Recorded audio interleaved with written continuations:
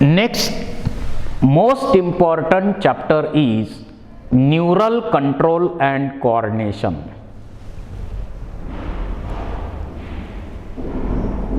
ज्याप्रमाणे आपलं कॉलेज आहे त्या कॉलेजमध्ये अनेक ब्रांचेस आहेत, म्हणजे सायन्स आहे, आर्ट आहे, कॉमर्स आहे, ज्युनियर आहे, सिनियर आहे, त्याच्या अनेक डिव्हिजन्स आहेत, त्यांना टीचिंग करणारे अनेक टीचर्स आहेत. परंतु तुम्ही ज्यावेळी कॉलेजला जाता त्यावेळी कोणत्या क्लासरूममध्ये तुमची सिटिंग अरेंजमेंट आहे, किती वाजता तुम्ही जायचं, किती वाजता कोणतं लेक्चर होणार, या सर्वांचं नियोजन, एक कोऑर्डिनेशन तिथं केलेलं असतं, म्हणून काही प्रॉब्लेम होत नाही. तसे आणि हे कंट्रोल करणारं युनिट कोण आहे? प्रिन्सिपॉल. त्यांनी हे कंट्रोल केलंय, त्यांनी हे कंट्रोल करायचंय आणि त्यांनी यामध्ये कोऑर्डिनेशन सुद्धा घडवून आणायचंय. त्याचप्रमाणे आपल्या बॉडीमध्ये अनेक ऑर्गन्स आहेत, अनेक सिस्टीम्स आहेत, प्रत्येकाचं काम वेगळं आहे, परंतु त्या सर्व ऑर्गनवरती कंट्रोल ठेवायचा आहे आणि त्यांच्यामध्ये कोऑर्डिनेशन घडवून आणायचं आहे. याच्यासाठी आपल्याकडं नर्वस सिस्टीम किंवा आणि त्याच्याबरोबर एंडोक्राइन सिस्टीम, दोन्ही सिस्टीम मिळून काय बनवतात तर neuro endocrine system. Nervous system आणि एंडोक्राइन सिस्टीम हे आपल्या बॉडीचे कंट्रोल आणि कोऑर्डिनेटर आहेत. कोऑर्डिनेटर आहेत हे. नर्वस सिस्टीम कंट्रोल करणार म्हणून नावच दिलंय न्यूरल कंट्रोल. आणि कंट्रोल बरोबर एंडोक्राइन सिस्टीमच्या मदतीनं पण कोऑर्डिनेशन बॉडीमध्ये ठेवलं जातं. एकटी नर्वस सिस्टीम काही करू शकत नाही किंवा एकटी एंडोक्राइन सिस्टीम पण काही करू शकत नाही, तर न्यूरो एंडोक्राइन सिस्टीम आपल्या बॉडीमध्ये कंट्रोल आणि कोऑर्डिनेशनचं काम करत असते. त्यापैकी नर्वस सिस्टीम जी आहे ती हायस्पीड कोऑर्डिनेटर आहे. म्हणजे काही ऍक्टिव्हिटी आपल्याला हायस्पीडनं कंट्रोल कराव्या लागतात. जसं आपण रस्त्याच्या कडेने निघालेलो आहोत, अचानक आपल्या दिशेनं वाहन आलंय, पटकन बाजूला सरकणं. आपण रस्त्याच्या कडेने निघालो आहेत आणि आपल्या बरोबर आलंय ना असं करून समोर उभा राहिलंय, आपण पटकन आपला बचाव करणार. तर अशा क्विक मोमेंट्स किंवा क्विक ऍक्टिव्हिटी, क्विक कंट्रोल जो केला जातो, हाय स्पीडनं कंट्रोल केला जातो, तो नर्वस सिस्टीमच्या मदतीनं केला जातो. आणि त्या मानानं स्लो स्पीडनं कंट्रोल करायचं काम एंडोक्राइन सिस्टीम करत असते. याला सपोर्टिंग आहे, स्लो स्पीड म्हणण्यापेक्षा याला सपोर्ट करणारी सिस्टीम आहे एंडोक्राइन सिस्टीम. आता एक्झाम्पलच घ्यायचं म्हटलं, काही हॉर्मोन्स हे क्विक ऍक्टिंग हॉर्मोन्स असतील, त्याचा भाग सोडून द्या, परंतु काही हॉर्मोन्स मात्र फार शिस्तीत काम करत असतात. जसं एडीएच, गरज पडली तर एडीएच सिक्रीट होणार, तिथून ते ब्लड मध्ये जाणार, ब्लड मधून किडनीकडे जाणार, किडनीच्या डीसीटी वर ऍक्ट होणार, परमेबिलिटी चेंज करणार आणि वॉटर रिअब्सॉर्प्शन होणार. वॉटर रिअब्सॉर्प्शन मोठ्या प्रमाणावर केलं जाईल.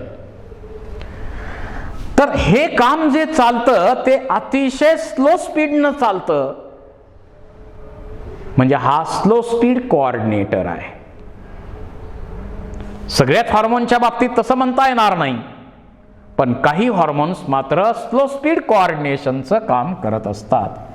तर नर्वस सिस्टीम आणि एंडोक्राईन सिस्टीम दोन्ही सिस्टीम आपल्या बॉडीमध्ये वेगवेगळ्या ॲक्टिव्हिटीज ज्या चालतात, जे जे ऑर्गन्स काम करतात त्यांच्यामध्ये कोऑर्डिनेशन ठेवायचं काम करतात. त्यापैकी आपण या चॅप्टरमध्ये स्टडी करणार आहोत नर्वस सिस्टीम. यामध्ये स्टडी आपण करणार आहोत nervous system. Nervous system high speed coordinator आहे, एक्टोडर्मल ओरिजिन आहे. एक्टोडर्मल ओरिजिन आहे या सिस्टीमची. आणि या नर्वस सिस्टीम मध्ये सेपरेशन आपण आपल्या सोयीसाठी केलेलं आहे. Central nervous system, peripheral nervous system आणि ऑटोनॉमस नर्वस सिस्टीम असे 3 मेन पार्ट आहेत. तसे तर पेरिफेरल नर्वस सिस्टीमचाच CNS आणि PNS आहे. ANS is a part of PNS असंही आपण म्हणू शकतो. तर जे नर्वस सिस्टीमचे पार्ट्स आपल्या बॉडीच्या सेंट्रल ॲक्सिसला असतात त्यांनी मिळून बनते सेंट्रल नर्वस सिस्टीम. जे लॅटरल साइडला आहेत, पेरिफेरीला आहेत, त्याला peripheral nervous system, somatic nervous system. आणि autonomous nervous system is a part of PNS but which is not under the conscious control of brain. आपल्या इच्छेप्रमाणे काही ऍक्टिव्हिटी नाही, कॉन्शियस कंट्रोल मध्ये नसणाऱ्या काही ऍक्टिव्हिटी आहेत ते ANS कंट्रोल करतोय. तर सेंट्रल नर्वस सिस्टीम हेच मेन युनिट आहे आणि यामध्ये 2 मेन पार्ट येतात. एक आहे ब्रेन आणि दुसरा आहे स्पायनल कॉर्ड. ब्रेन आणि स्पायनल कॉर्ड हे त्याचे मेन पार्ट्स आहेत. बघूया आपण आता यांचं structure. Central nervous system. Central nervous system मध्ये 2 मेन पार्ट येतात. आपली चर्चा अगोदर झालेलीच आहे आणि त्याच्यामध्ये जे 2 मेन पार्ट येतात, ब्रेन आणि ब्रेनचा असिस्टंट म्हणून जो काम करतो तो spinal cord. This central nervous system is protected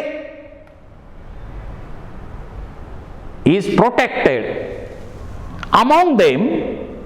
brain is protected in cranium. आपला ब्रेन बॉक्स आहे त्याच्यामध्ये ब्रेनला प्रोटेक्ट केलेलं आहे आणि स्पायनल कॉर्ड जो आहे त्याला व्हर्टिब्रल कॉलमचं प्रोटेक्शन आहे.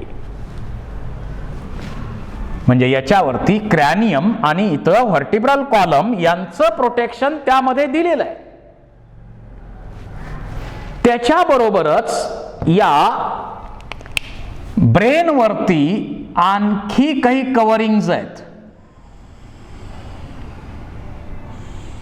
आणखी काही सेंट्रल नर्वस सिस्टीम वरती आणखी काही कव्हरिंग्ज आहेत.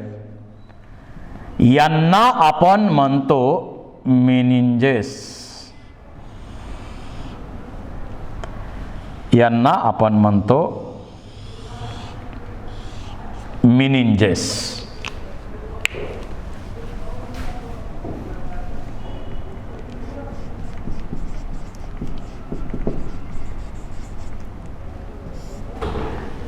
याच्यामध्ये 3 मेजर कव्हरिंग्ज या सेंट्रल नर्वस सिस्टीम भोवती आहेत. वर्ण क्रॅनियम तर आहे पण सर्वात बाहेरचं फायब्रस कव्हरिंग जे आहे त्याला आपण म्हणतो डुरा मॅटर. त्याला आपण म्हणतो डुरा मॅटर. फायब्रस आहे, कोलॅजन फायबर्स तिथं भरपूर आहेत. त्याच्यानंतर त्याच्या आत जे वेबी कव्हरिंग आहे, स्पायडर वेब, कोळ्यानं जाळं विणल्यासारखं आहे. हे जे वेबी कव्हरिंग याच्या आत आहे त्याला आपण म्हणतो अरॅक्नॉइड matter.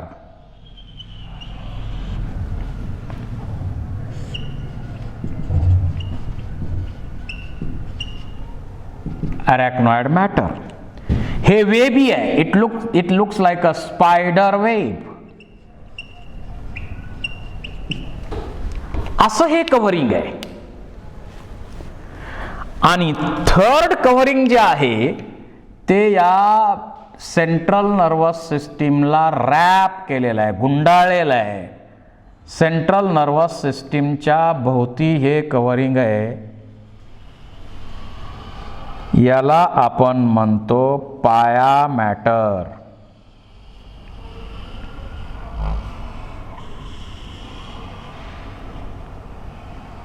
covering that wrapped central nervous system. That innermost covering is called as pia mater. हे हायली वॅस्क्युलर आहे. So central nervous system is covered by three meninges: outer dura mater, middle arachnoid matter, inner pia mater. या डुरा matter आणि याच्यामध्ये अरॅक्नॉइड matter मध्ये जी space आहे, या स्पेसला आपण म्हणतो सबड्युरल स्पेस. सबड्युरल स्पेस आहे. मी जरा हे लेबलिंग थोडंसं खाली घेतो. हे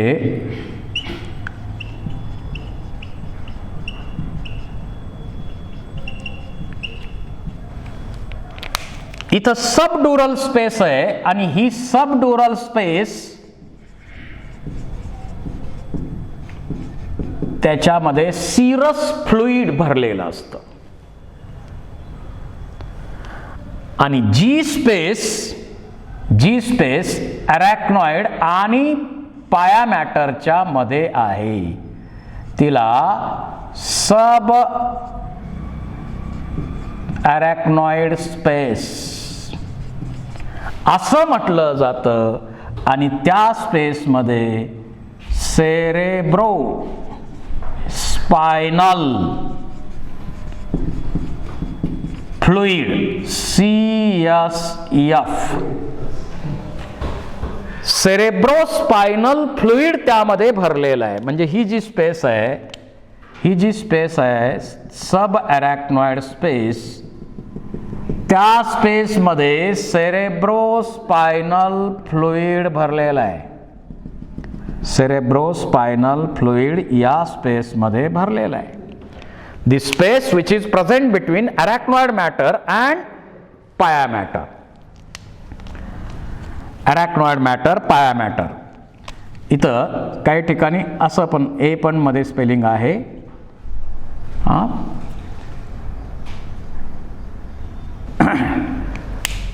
अरॅक्नॉइड मॅटर आणि पाया मॅटरच्या मध्ये ही सब arachnoid space which is filled by cerebrospinal fluid. तर असे मेनिंजेस या सेंट्रल नर्वस सिस्टीमच्या भोवती आहेत. याच्या बाहेर काय आहे? या डुरा मॅटरच्या बाहेर काय आहे? तर हे क्रॅनियम आहे.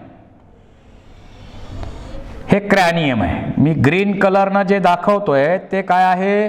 क्रॅनियम आहे. आणि हा खाली जो भाग दिसतोय तो व्हर्टिब्रल कॉलम आहे. तर हे आहे क्रॅनियम आणि हा आहे व्हर्टिब्रल कॉलम, हा आहे व्हर्टिब्रल कॉलम. मग क्वेश्चन विचारला जाईल की क्रॅनियम आणि ड्युरा मॅटरच्या मध्ये काही गॅप आहे का? No epidural space.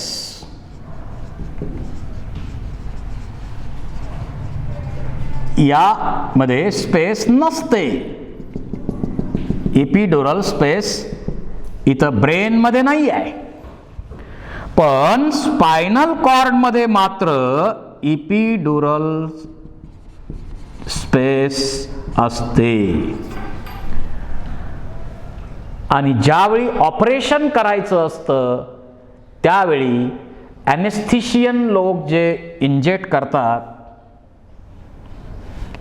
इंजेक्शन, ते इपिड्युरल स्पेस मध्ये करत असतात. तर या सेंट्रल नर्वस सिस्टीमच्या भोवती अशा प्रकारचे मेनिंजेस आहेत. आता यांचे फंक्शन्स काय?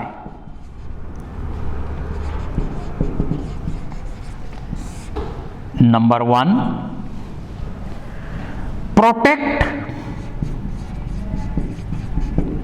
CNS from mechanical injury. Central nervous system जी आहे त्या सेंट्रल नर्वस सिस्टीमला मेकॅनिकल इंजुरी पासून प्रोटेक्ट करायचं आहे.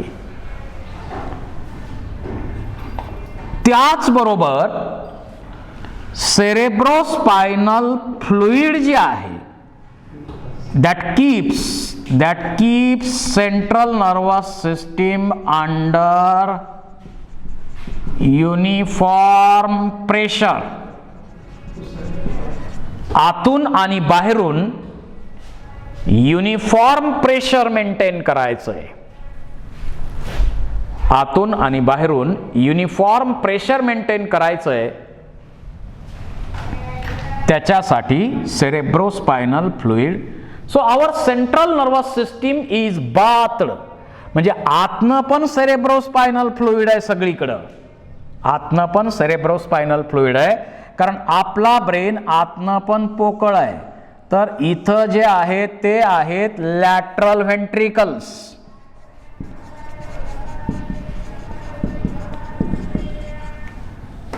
आणि lateral ventricle opens into third ventricle. इथं फोरामेन मुनरो आहे.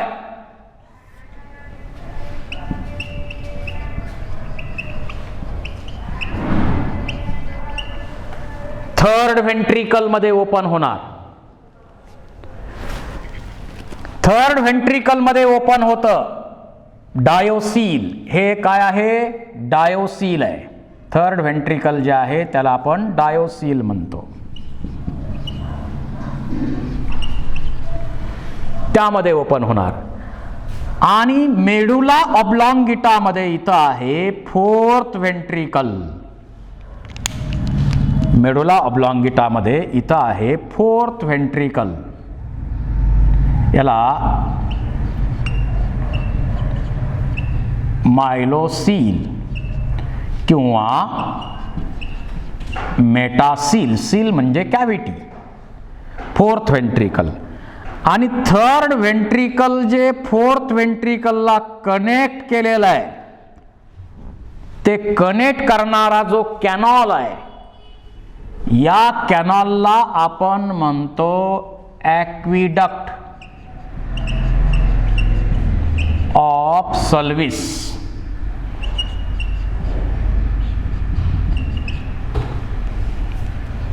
Fourth ventricle. आणि या फोर्थ व्हेंट्रिकलचंच पुढं कंटिन्युएशन होऊन स्पायनल कॉर्ड मध्ये बनलेला आहे सेंट्रल कॅनॉल.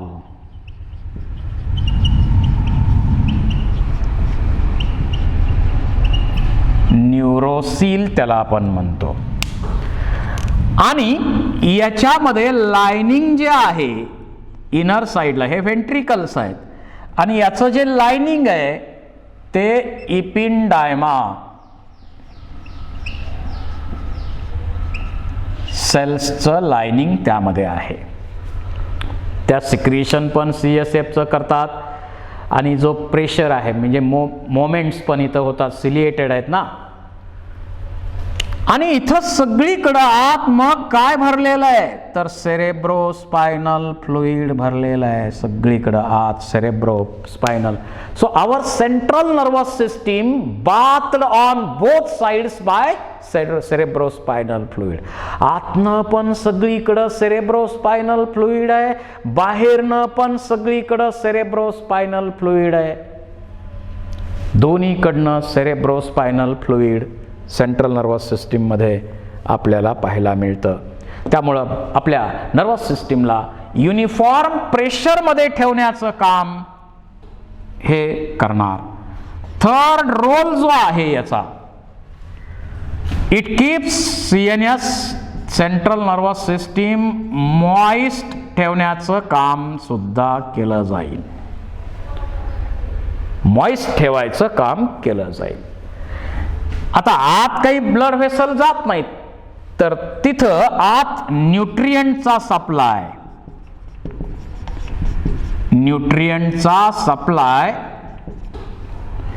या मार्फतच केला जाईल. O2चा सप्लाय, ऑक्सिजनचा सप्लाय सेरेब्रोस्पायनल फ्लुइड मार्फतच केला जाईल. त्याचबरोबर रिमूव्ह वेस्ट कंपाऊंड्स, जे वेस्ट असतील सेंट्रल नर्वस सिस्टीम मध्ये बनणारे, ते वेस्ट रिमूव्ह करायचं काम, म्हणजे समजा CO2 रिमूव्ह करायचा आहे तर तो सुद्धा या मार्फतच रिमूव्ह केला जाईल. आणि त्याबरोबरच आणखी एक महत्वाचं फंक्शन म्हणजे it acts as shock absorber. It acts as a shock absorber.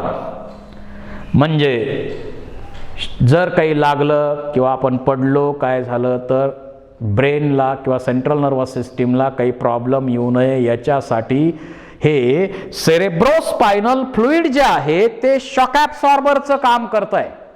ते शॉक ॲब्सॉर्बरचं काम करत आहे. याचा pH हे अल्कलाइन आहे, 7.33 एवढा pH आहे त्याचा. आणि हे सेरेब्रोस्पायनल फ्लुइड 120 ml एवढं तिथं असतं. 20 ml पर आवर एवढं त्याचं सिक्रिशन सुरू असतं. आणि सिक्रिशन करायचं काम कोण करतं तर या ठिकाणी अँटेरियर कोरॉइड प्लेक्सस आहेत.